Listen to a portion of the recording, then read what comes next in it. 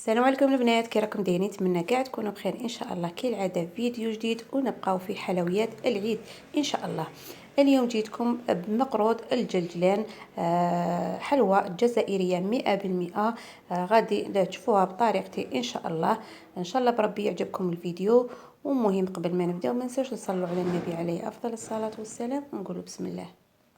هنا عندي المقادير قدامي. مكونات ما فيش مكونات بزاف. هو المهم انا غادي نخدم ب 500 غرام تاع زبده، كميه كبيره لانها طلبيه.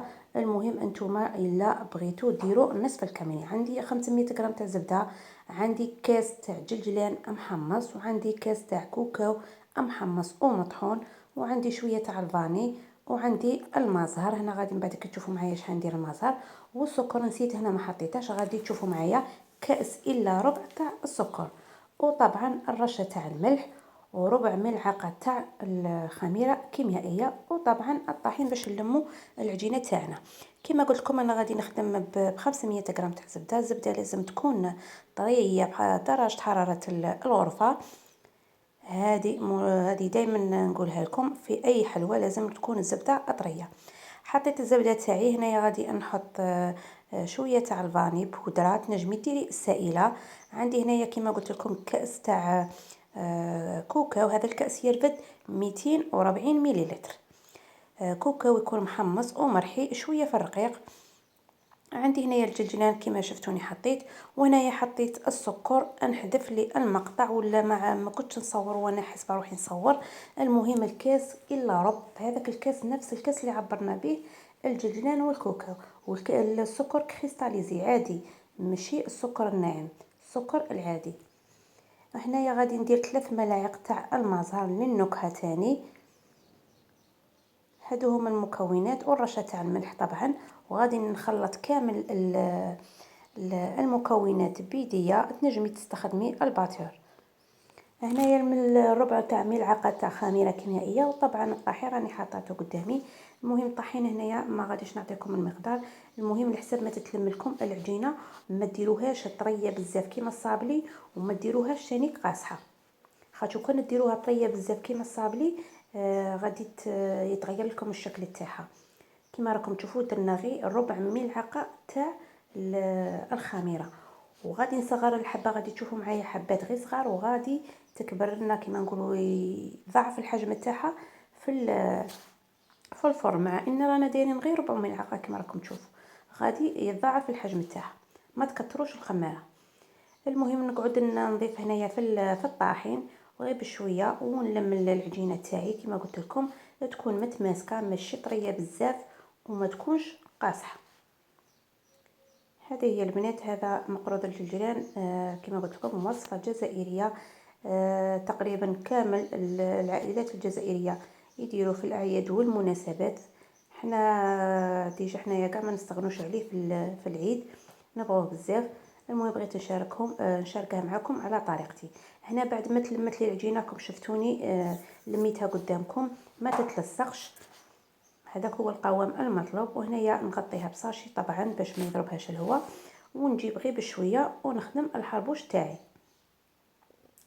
هكا البنات كيما قلت لكم ما تكبروش الحبه الحربوش، ما تغلظوش لانها غادي يتضاعف الحجم تاعها. طبعا كاين اللي يديروا فيها البيض، انا ما نديرش فيها البيض، وتجي بنينه تجي ما شاء الله. هنا نخدم الحربوش نحاول نسويه نيشان، كما نقولوا ما نديروش جهه قليله وجهه عريضه، لازم نسويه نيشان. نجيب هنايا السكينه تاعي ونحاول نقطع. بالنسبه اللي ما يعرفوش يدير كما نقولوا الحبات يبغوا كاع يجيلهم كيف ديروا هذه الطريقه. ربدوا الحبه وقيسوها على اختها كيما هكا وهي رايحه. المهم انايا نقطعها هكا، عيني هي ميزاني. اللي موافق تقطع نورمال تقطع، واللي تبغي الحبات تيجو قد وما تعرفش تميز بعينها تنجم دير هذه الطريقه هكا البنات. ونحاول نسقم الحبه تاعي هكا، نعليها ما نهبطهاش كما راكم تلاحظوا، ونحطها في الصينيه طبعا ما نفرش لها والو لانها راهي فيها كميه لا باس بها من الزبده. وملاحظة هذا الكمية تاع 500 غرام تاع زبدة قطعت لي أكثر من 70 حبة. هكا البنات غادي نحطهم في الصينية تاعي، وطبعا ندخلهم للفرن على درجة الحرارة 180، نعطيهم تحميرة غير خفيفة من تحت اللون ذهبي، ونزيدهم تاني اللون ذهبي من الفوق، ومن بعد كينا نوريها لكم.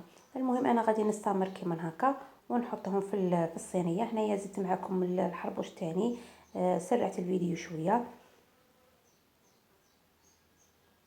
كيما هكا البنات جد سهله هذه الحلوى، وتقطع كميه ما شاء الله. كيما قلت لكم بغيتوا مقادير كيما نقولوا تنقصوا المقادير كلش اقسموها على اثنين.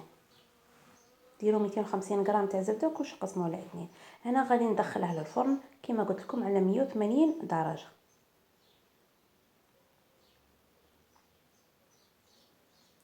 وهنايا البنات بعد ما طاب لي المقرود الجلجلان، هنا كيما راكم تلاحظوا وهو سخون، جبت هنايا هذه الصينيه ولا اي حاجه موالفه الطريقه اللي تساعدكم في التسكار. المهم انا هذه الطريقه اللي تساعدني. فرجت شويه السكر الناعم وحطيت المقرود الجلجلان تاعي، حطيته وهو سخون باش يحكم لي السكر فيه. كما تعرفوا ما غاديش نرمدوه كيما المقرود الجلجلان ما يترمدش كيما التشارك ولا كي قاعد مسكرين، ولا هو ما يجيش فيه كيما نقولوا ديك لاكوش الغليظه تاع السكر. هكا البنات ومن بعد كاين نغطيه كامل بالسكر الكلاصي، ومن بعد كاين نخليه غير واحد 5 دقائق 10 دقائق، ومن بعد كاين نجي نفينيه بيديا. هكا نحاول نغطيه كامل في الجهات باش يتغطى كامل بالسكر.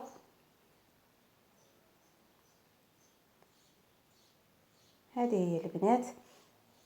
وهنا بعد ما فاتت 10 دقائق غادي نجي هنايا نحاول نسوي له مليح السطح تاعه. كما قلت لكم ما يتغطاش مليح، هذا المقرود الجلجلان ما يتغطاش مليح بسكر كلاصي.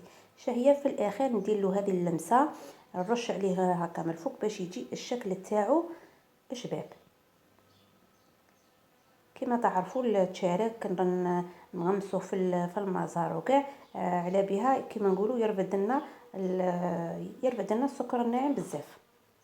مي هذا لا، باش ما تجيناش قاصحه هذيك القشره تاع السكر كلاصي، نديروه مباشره هو سخون نرمدوه في السكر.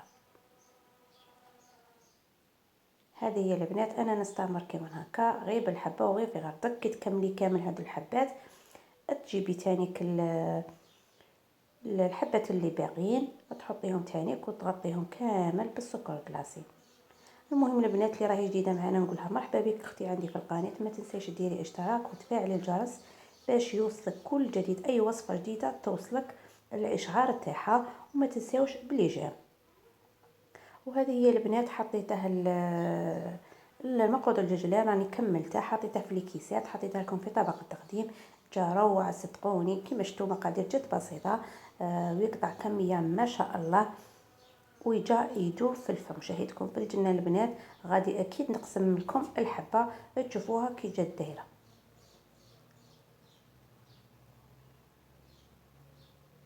ان شاء الله بربي كل مره نحط لكم وصفه من وصفات الحلويات العيد ان شاء الله.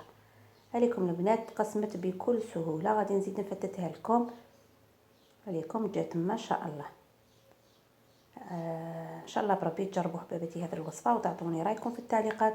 وفي الاخير نقول لكم نلقاكم في فيديو اخر ان شاء الله. مع السلامه.